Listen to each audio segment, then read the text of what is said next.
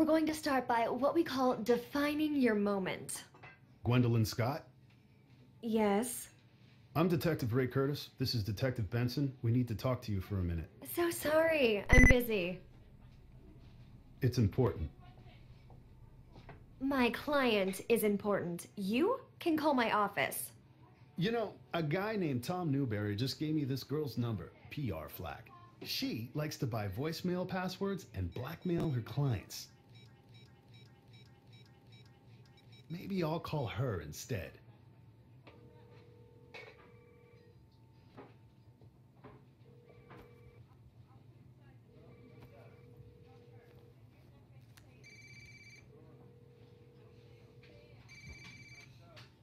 "5 minutes.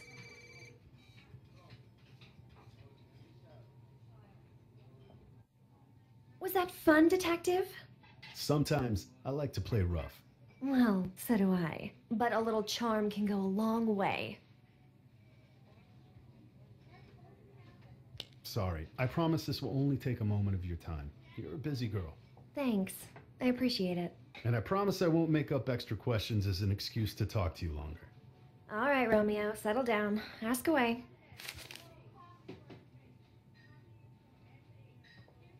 Does the name Rachel Trevino mean anything to you? No, should it? She was murdered last night. We found her body at the Parkview Regency. Oh, poor girl. As if life isn't tough enough for housekeeping.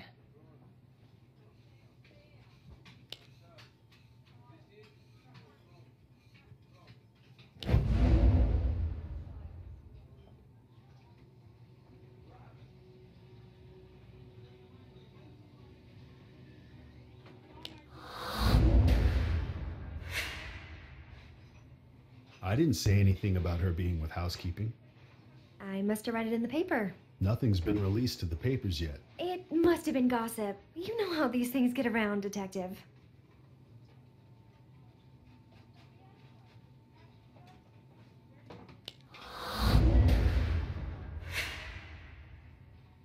Tom Newberry already told us you knew her.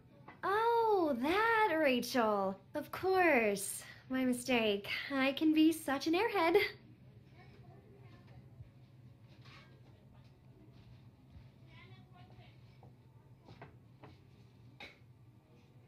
Do you know Tom Newberry? No.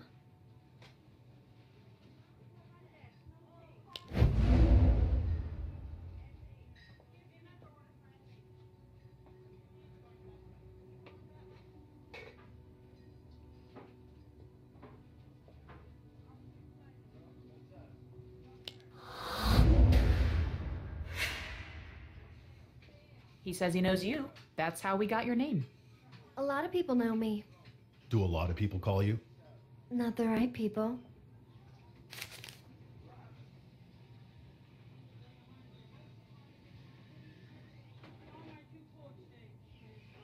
So if I look up your phone records and Tom Newberry called you, and you talked to him more than once, now, would I be crazy to think you're lying to me? I'd say you were just jealous.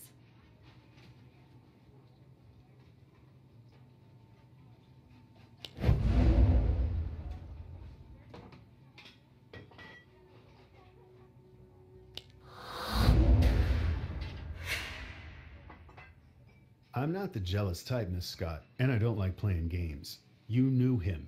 Fine. Yes, we did business. I paid him for insider information. You paid Tom for what, exactly? Passwords. I paid Tom for access to voicemail accounts. So you could delete Rachel Trevino's voicemails? Look, I really shouldn't say. Did you want to keep her quiet? Miss Scott, were you involved in her murder? No, I did delete Rachel's voicemails, yes, but I did it for someone else, on someone else's orders. Understand?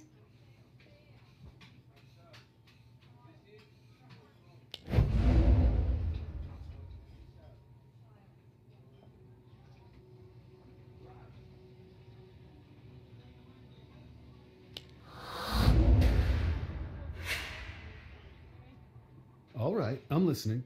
Why don't you tell me a little more? Was someone else involved?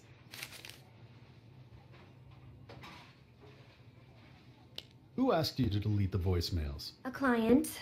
I really can't tell you. I'm gonna find out anyway. I'm actually pretty good at this detective thing. Well, crap. I guess it's all over for me anyway. Here's the deal. I gave Rachel's password and voicemails to my usual buyer, Alexander Baran. Alexander Baran, as in CEO of Wider Media? The Russian guy who owns like half the television stations in America? The very same. Baran bought Rachel's voicemail access from me a few weeks ago, and then told me to delete them all.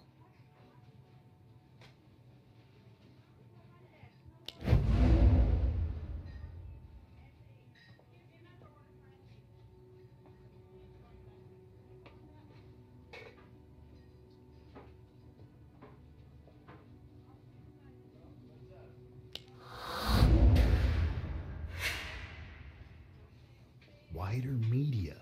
Rachel wrote that in her day planner. It didn't click until now. Miss Scott, why was Alexander Baran interested in Rachel Trevino? She's a maid. He's a Russian billionaire. I don't get it.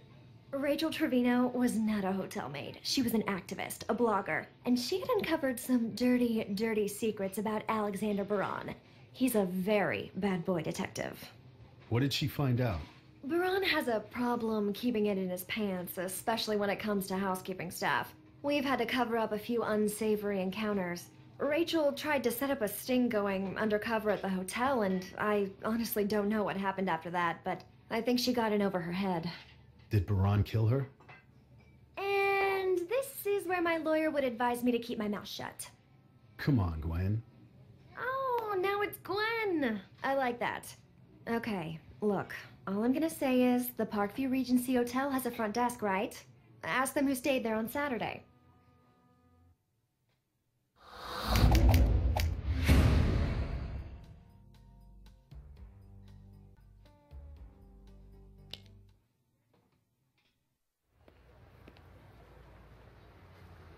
That was Cormac at the precinct. Alexander Baran was a guest at Parkview Regency the night Rachel was killed. He checked out earlier today, and he's on his way to MacArthur Airport. He's got a private jet and an appointment in London. Well, he's gonna be late.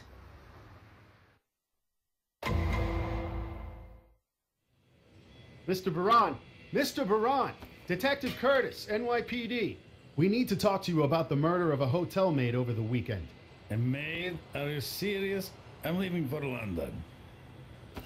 Look like about 1.5 inches to you, Ray? Sure does. Mr. Alexander Baran, you are under arrest for the murder of Rachel Trevino. You have the right to remain silent.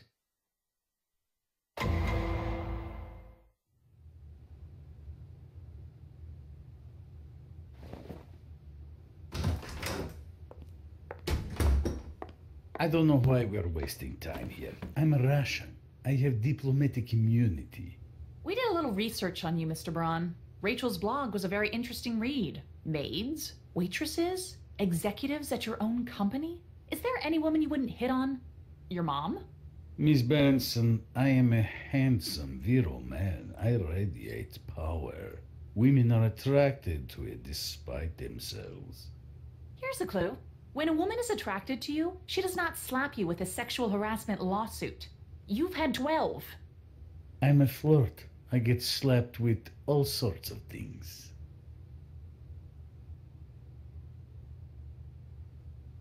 Did you know Rachel Trevino? No. We have DNA evidence that says you did. What kind of evidence? A rape kit. You don't know what you're talking about. It was completely consensual. So you do know her? You cops think you have it all figured out. Guess what? We were lovers.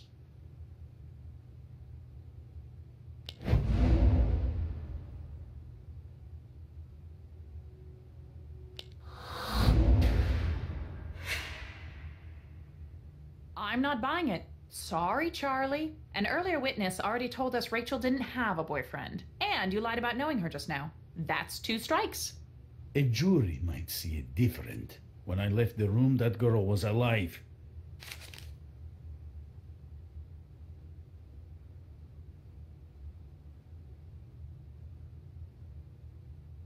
You had access to Rachel's voicemails, and you destroyed them to cover up your connection.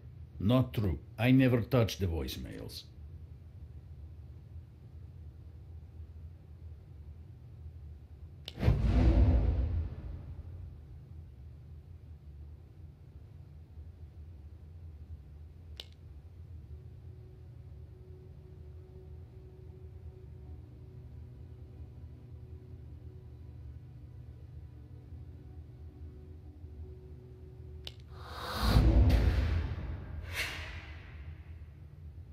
Nice try. Gwen Scott told us she deleted the voicemails on your orders.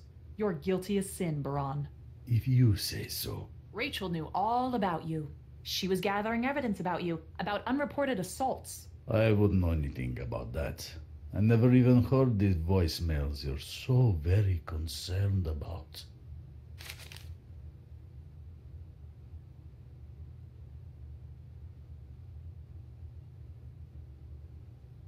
You didn't come forward when you heard about the murder. I had no reason to. A maid is killed. How is this my business? She was your girlfriend. Ah, but you say she is not detective. Seems like you were trying to avoid this investigation. No, I had every intention of cooperation. In fact, when you found me, I was on my way to see my lawyer. Uh-huh. And your jet. He's on vacation in Florida.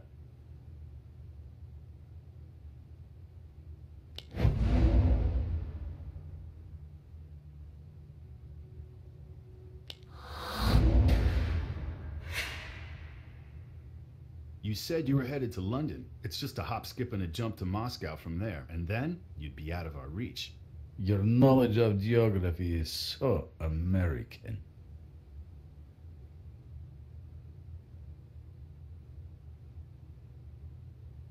So let's say, maybe this girl, Rachel, maybe she liked it a little rough, and you obliged. Consenting adults, right? Sure, completely consenting. And the cane could have been involved. Could have been.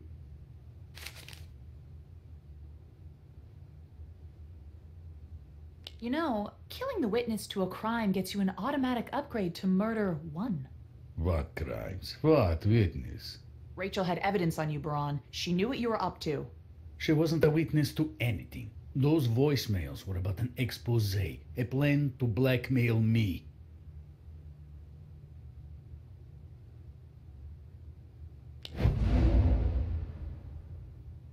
You're lying, and we can prove it.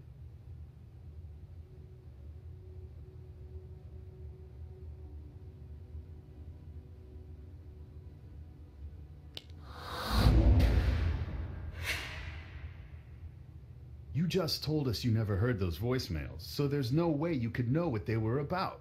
You heard them, and you know it. You're looking better and better for this murder with every lie that comes out of your filthy mouth.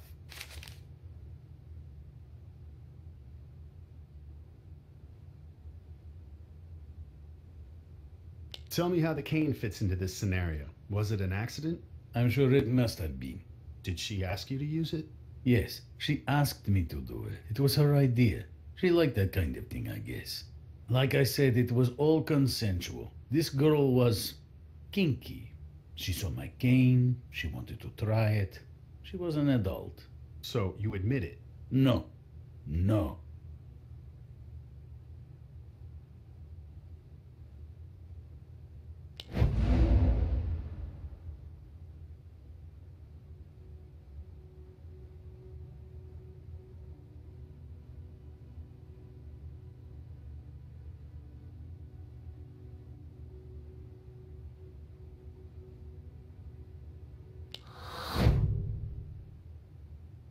You better wipe that smug smile off your face before you get to Rikers.